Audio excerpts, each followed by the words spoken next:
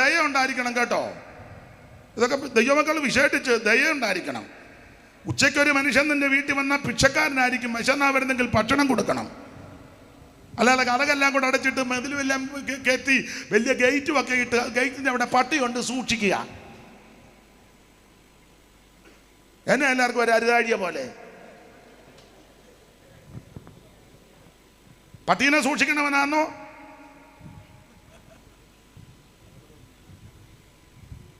രാവിലെ നിന്റെ വീട്ടിൽ ഒരുത്തം വന്നാൽ ക്രൈസ്തവനോ അക്രൈസ്തവനോ നിരീശ്വരവാദിയോ മുസ്ലിം സഹോദരനോ ഹൈന്ദവനോ ആരുമാകട്ടെ, മനുഷ്യനല്ലേ. വന്നാൽ നിന്റെ വിഹിതമാന്നേലും എടുത്ത് അവൻ്റെ വിശപ്പടക്കി വിടണം.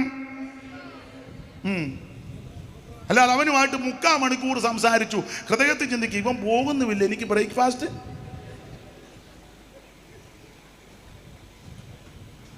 അങ്ങനെയുള്ള ഒത്തിരി വിദ്വാന്മാരുണ്ട്. ഇപ്പൊ എല്ലാം പമ്മി ഇരിക്കുക. കുറച്ചൊക്കെ ദയ വേണേ. ഉച്ചയ്ക്ക് ഒരു മനുഷ്യൻ നമ്മുടെ വീട്ടിൽ വന്നാൽ ഉള്ളത് മതി.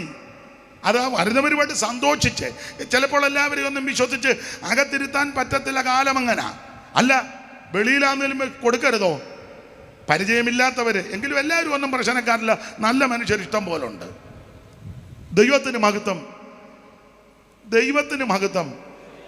അഥവാ നിന്റെ വീട്ടിൽ നിന്ന് എന്തെങ്കിലും അടിച്ചു മാറ്റി കൊണ്ടുപോയാൽ നീ പരമാർത്ഥതയോടെ ദൈവത്തെ സേവിക്കുന്ന വ്യക്തിയാണ്, അവൻ തുള്ളിക്കൊണ്ട് നിന്റെ വീട്ടിൽ കൊണ്ടുവെക്കും.